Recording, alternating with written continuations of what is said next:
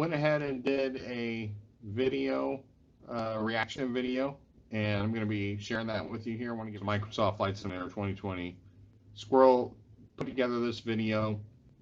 Just want to give a shout out. I'll put the link to the original in the description below, and hope you enjoy it. I just kind of went through the whole video, just pointing out things that I thought were interesting. But go ahead and check it out, and let me know what you think in the comments below. And would appreciate you subscribe to the channel and like the video. It does help out on the algorithm for YouTube. So I do appreciate that, and enjoy the video. Appreciate it. All right, so just want to do a reaction video. Looks like there's some people starting to post some of the beta footage from Microsoft Flight Simulator 2020. I have to admit, it's pretty amazing. So what we're going to do is take a look at some of the beta footage and just kind of react to that a little bit and see, just kind of maybe point some things out and see what you think. Looking at it's pretty amazing so far. I mean, coming from FSX and seeing what they've done here, it's downright amazing. So let's go ahead and watch a little bit of video, and there's a few of them out there. I just grabbed one. So we'll give a little shout out to the creator here of this, but we'll just go ahead and take a look at it, and we can just kind of comment as we go through here. What you're about to see is unrestricted footage from Microsoft's new flight simulator. For the first time... So the first thing I noticed there was really just how detailed that grass was on the runway, on the side of the runway. Plus you can see some of the curvature of the actual runway itself. Restricted footage from Microsoft's new flight simulator. For the first time, I'm able to show you footage I have personally recorded on my PC. So this was recorded on a Ryzen 3950X with an Asus 2880 Ti with 32 gigabytes of RAM. They're showing ultra wide 380 or 3840 by 1080 at 60 frames per second, and high-end graphic preset. So there's going to be some presets in there. In a widescreen cinematic format. Releasing on the 18th of August 2020, Microsoft Flight Simulator is possibly the most exciting sim release in years, combining a number of I have been personally to San Francisco several times. This is just insane. This is an incredible representation of the Golden Gate Bridge. Technologies to bring authentic flying. If you look right here, these buildings are here. This stuff is all in the exact spot. Has been stated and noted by many people, they're using the Bing map overlay. So essentially, whatever you would see in the Bing map, they are overlaying that information into the sim. And then from the way I gathered it, there's an AI that goes and then draws the information and the data, like what the buildings should actually be at that location. To everyone. In this video, I'll give you my first look at this exciting new sim. This is just insane. I don't even know what to say. I mean, this is just unbelievable in the rendering of the Golden Gate Bridge. And I'll actually see if I'm going to see if I can actually dig up a picture I have of the Golden Gate Bridge, and I'm going to pop in that slide into this video and see if we can kind of just match them up real quick, because I have a picture not from that exact angle, but one from like over here on the side where I took a picture of it.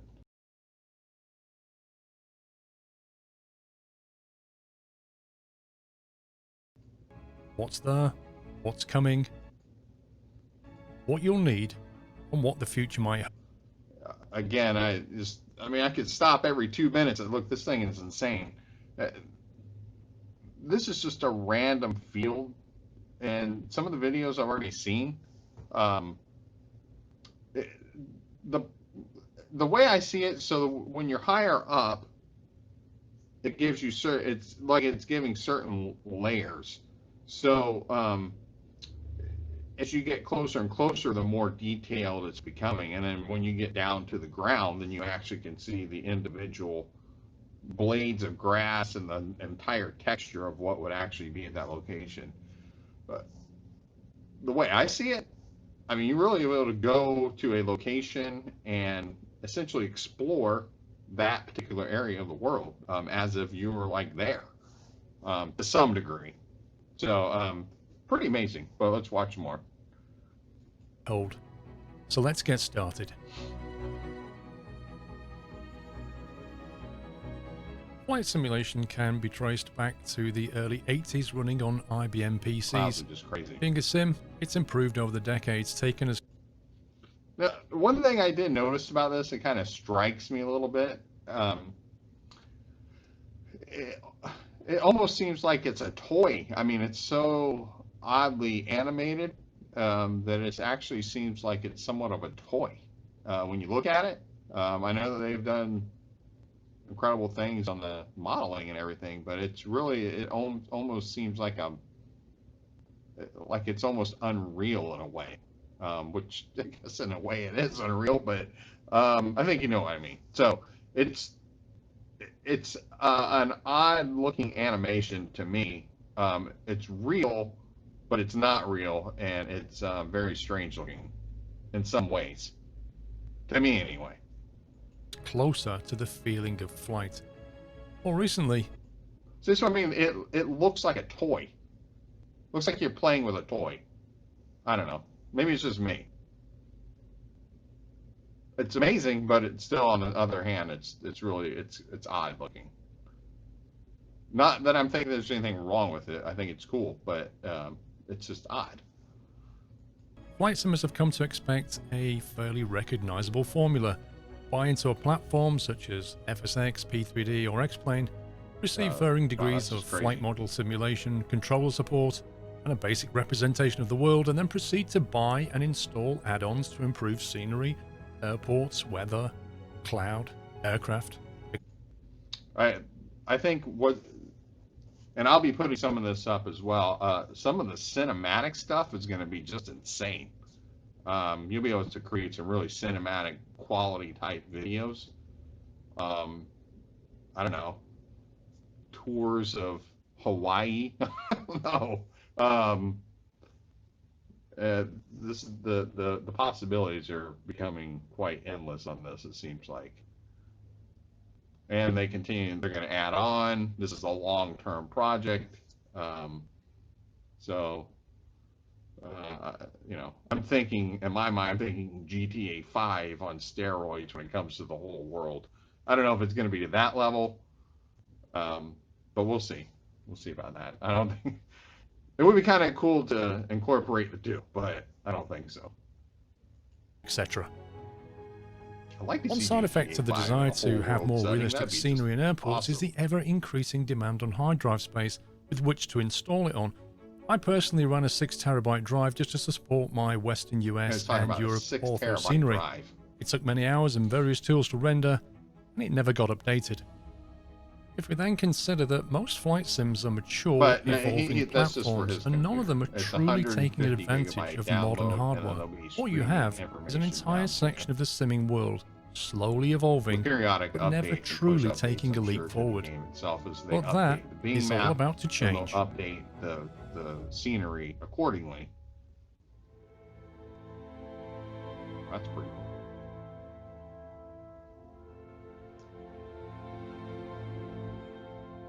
Wow. Amazing. It's all there.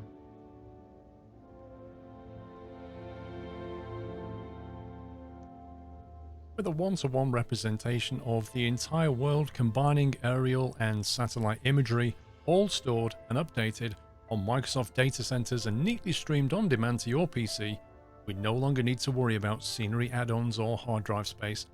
Entire cities, over 400 in fact, have been scanned and accurately represented down to 5cm resolutions. Forests, mountains, deserts, lakes, rivers, roads, The sheer scale and detail of what is available to you in Microsoft. If you just take a quick note, I mean, look at the detail on the mountains here with the snow. It's pretty awesome the way that they've got that set. Flight Sim is staggering. And then there's the sky. Quite important for us aviators. Volumetric 3D clouds that form. That right there is just so cool, the way that the clouds are set up. Like I said, creating videos on that's going to be just awesome, and the things that you'll be able to do. Dissipate, layered winds, moving air masses that rise and fall over land masses, heating and cooling as they go. Rain that isn't constant, but falls as and where it should, depending on weather cell characteristics. Like you can see it for yourself when you sit and play with the weather settings.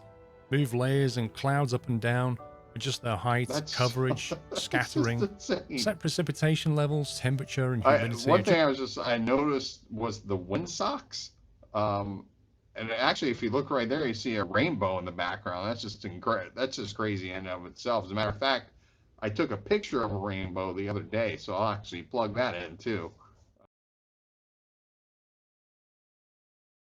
When you look at the windsocks and the way that they move, that's just so amazing. It's so realistic looking. Just wind layers, set the direction, the speed, gust settings, sit back and watch it simulate the weather dynamically. It's a meteorologist's dream, and we get to play with this and then fly through it. Then there's the lighting, which is physically accurate. Light scatters, reflects, casts shadows, is affected by humidity and pollution, and emits not just globally from the sun, but from all light sources such as streetlights, buildings, and airports. Nighttime VFR is possible worldwide. Oh, there's another shot of the bridge again. So San Francisco again, and nighttime textures. The cool thing that I noticed is you can, so like in FSX, for example, you had to choose night and then it would switch everything to night. This, you could basically toggle it. Like you want night, you just move it, and then night. You want a day, day. You want snow, boom, snow. You want rain, it's rain. There's no reloading, in other words. So it changes on the fly, and you can do it right away, just like that. So it's pretty cool the way that works. Now, setting up weather and playing around with settings is fun, but it really gets cool when you play with the time of day. Of course, the date that you set affects the position of the sun relative to your position on Earth, and this in turn affects the quality, temperature, and luminosity. This is what I'm talking about. You can change it all right here. So you can change, temperature, precipitation, broken clouds, scattered clouds, cumulus clouds, clear, whatever you want to do. You can change the level of the cloud. So, to me, it's cheating a little bit as a pilot. You just want to kind of deal with it as it is. Or, certainly you'll be able to download the real world weather anyway, which is what I always go with, because then it gives you not only a challenge of knowing what the weather's supposed to be, but then also dealing with it as it happens. That's going to improve your skill, and in turn, be safer for you in the long run, because you'll know how to kind of deal with certain things as they pop up, as you're flying through the simulator. And then in some ways you could apply that to the real world, in some ways. But at least you've simulated something like that before, and you kind of have an idea of what to do. Of the sunlight in the scene. When you slide the time of day bar, you'll immediately see the effects as shadows move across buildings. The sky's color changes. Cloud shadows move across each other and the hills below. It's a ton of fun and something I've really enjoyed doing as I've set the perfect settings to fly in. You remember how I said that the sky is being modeled with 3D clouds, layered winds and precipitation cells in an ever-evolving dynamic atmosphere? Well, you feel it when you fly. Each aircraft has over 1,000 simulated surfaces which contribute to lift and drag and other Some of forces the which way move that the the plane as planes it move, flies. I don't know. In the cockpit, your Again, instrument some will of these show things are a what is little odd to happening. me. When you look out the window, you will I'm sure see that what the weather is they're going to doing tweak and as what's they coming go. your way. It all combines to So create an authentic flying experience. we'll see When I how jumped it into the turns Robin out. You know, again, DR400, it's a an long-term aircraft project. closely related This to is, what I did my you know, PPL step in, A. and flew around London with track We IR got head tracking enabled, all the way it was through a Z, visceral basically, to go. experience. I don't think I've ever felt as close to the real thing as I did then. Let's talk about what you get when you buy Microsoft Flight Sim. Well, apart from getting a flight sim platform that's truly groundbreaking, what you get depends on which version of the sim you buy. There are 3 packages you can buy, all of which are available to buy digitally in the Windows Store and soon on Steam, I believe, and there's a CD box set from various outlets. So my thought on what he's kind of talking about there is that there's going to be, of course, the download version, and there'll be the Microsoft. I forget what they call it, store. I guess it's the Microsoft Store. But for third-party developers and then just private people, just making stuff of it, this is going to all, you'll be able to just download right from that. I think it's going to make things a lot easier for everyone. You don't have to have your own website necessarily, you know, with all like AbSim and Simviation and all these other. I mean, they're still going to be around because there's still other platforms still. You know, I've even seen some people are like, I'm not switching over. I'm staying. I'm like, whatever. Okay. They'll probably be switching over pretty soon. Of course, the hardware requirements are probably, you know, that's going to be one of the things that borders to entry are going to be a little different, because if you don't have a computer that's going to be able to handle it, then I don't know what the experience is yet. We kind of already know that these people that are showing their videos already have some high-end computers. So if you don't have a high-end computer, then who knows what it looks like without it. You know, that's the other question. You know, what does it look like on the low end? So we'll see. We'll just, but again, getting back to the point of the third-party developers, I think that it's just going to be easier for people to add things in, and you would download things. You can buy them for free, or you can buy them for a price, or download them for free. You know, I think all of that's going to be part of it, and I think that'll come quick. I don't think it's going to be a big turnaround time to start seeing a lot of cool add-ons. There are 3 editions: Standard, Deluxe, and Premium Deluxe, and they retail for $60, $90, and $120 respectively. The only difference between the editions is in the base aircraft and the handcrafted airports that you receive. Let me explain. So although you get the entire world at your disposal when you fly around in your aircraft of choice, not all airports have been recreated to the same degree of fidelity. So again, just touching on what he's talking about there, there's 3 different versions. He's going to explain that, but there's 3 different versions, and then there's all of the airports are 37,000 plus airports. So those are all in the simulator. They've taken a handful, and I say a handful, it's like, I forget, 20 or 30. He probably says it, but they've handcrafted those airports to make them pop even more. Again, I'm not a beta tester. I haven't had access to the alpha, so I can't tell you the difference. Looking at the videos, they all look pretty amazing. Even watched a video earlier where there was a guy that he went to just some random airport and it looked pretty amazing. So you know, I think some of the rural airports, obviously, that's the kind of stuff you'll be able to you know, make your own, and then just like FSX, download that stuff into the sim.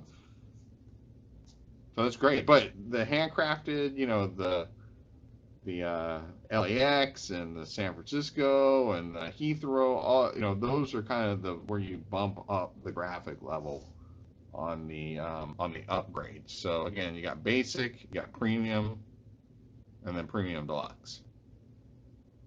Starting at 60, and then the premium deluxe is $120. Most of the 37,000 airports have been procedurally generated and touched up by hand. Others have been beautifully handcrafted. Standard comes with 30 handcrafted airports, Deluxe adds another 5, and Premium Edition another 5 again for a total of 40. As you might expect, the more major airports such as Heathrow, Dubai, Denver, Frankfurt and San Francisco only come with the Premium Deluxe. To be clear, you will still get these airports, it's just whether you get the handcrafted version of them. It's a similar story with aircraft. Standard gets 20 aircraft, Deluxe adds another 5, and Premium Deluxe another 5 again. Standard comes with a good mix of GA, turboprop, jets and airliners, including an Airbus A320neo and a 747-800. If you want to fly the 787 Dreamliner though, you'll need the Premium Deluxe. All editions come with some great resources such as tutorials which teach you how to take off, land, fly a traffic pattern, etc. Plus some fantastic landing challenges and extended bus trips. I like the hangar shots. All are great to ease you into flying and give you ideas about where to go. I like the it's fact pretty that daunting at first knowing where to fly when you're faced with the entire world to choose from, so these really help.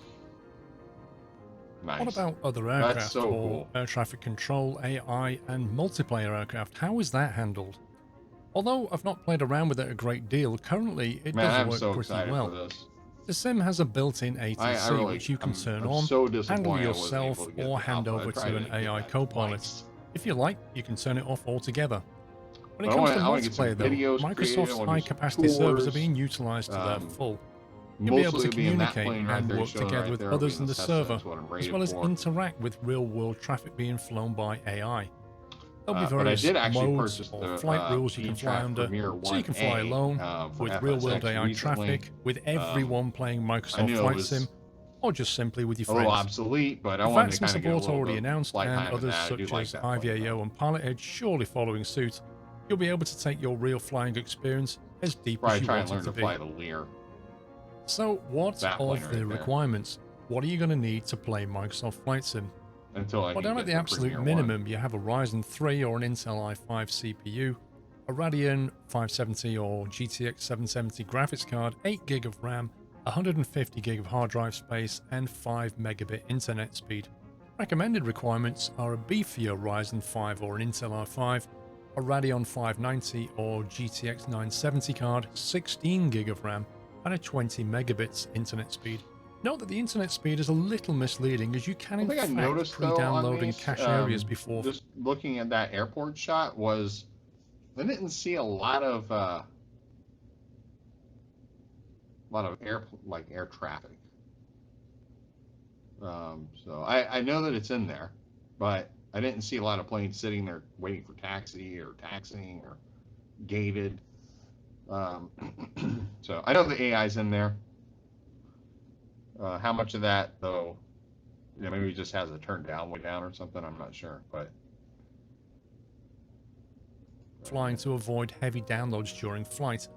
The ideal spec brings us up to a good Ryzen 7 or an Intel i7, a Radeon 7 or RTX 2080 card, 32GB of RAM and installation on an SSD, and 50 megabits of download. Yes, 50, but as I said, take that with a little bit of a pinch of salt.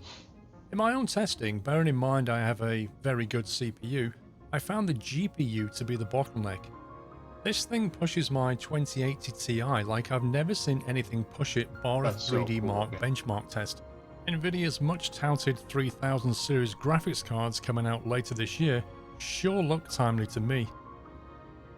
And let's not forget about peripherals. So, I mean, you could fly with a mouse and keyboard or an Xbox controller, but there are better options. I'll of course cover these in a future video. Suffice it to say, control button and axis mapping is good. It's not quite DCS good, but it's decent enough.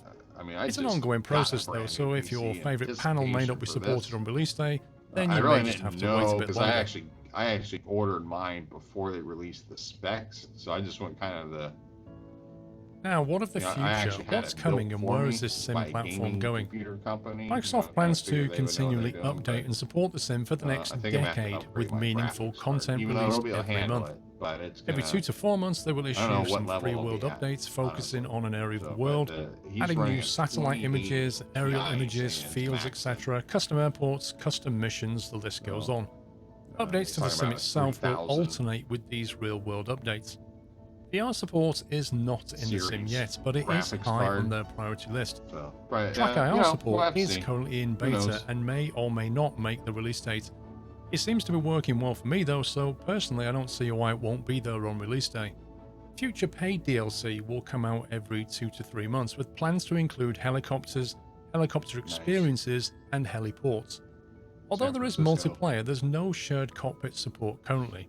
That As looks for a little third-party blocky right support, there. That Microsoft looks has been hard at work behind the totally scenes real. working with various Again, well-known I brands. actually am going to plug in Obex are some bringing pictures I their have. This is existing interesting that creations he did over, this over as well San as new Francisco. I do AAA actually have creations some not pictures yet of San announced. Francisco The and some of this MDG are stuff. So bringing their I'll entire plug them fleet in over side to by Microsoft side, and Flight then we'll take a Simulator, look at them and including see. their 777.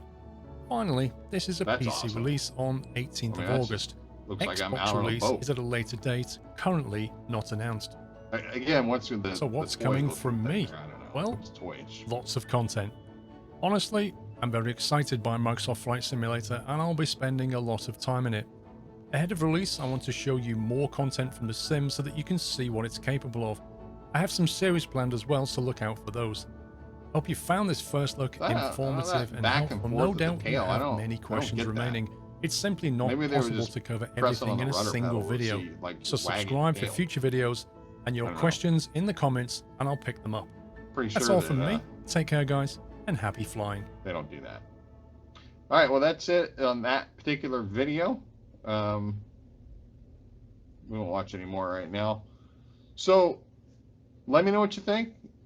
Leave some comments for me. I'm excited either way. I mean, I've had some, kind of good things, some bad things. Not bad, but just things I've noticed. But let me know what you think. I mean, are you excited to get flying in the new simulator, or stick with the old simulators? I appreciate you if you would subscribe to my channel. That would be great too. And make sure that you like it. That does, that you've probably already heard, help my video, and it helps me, get subscribers, which I would like if that's possible. So take care, and I'll be doing some other videos here in the near future of the new sim, which is just days away. Take care.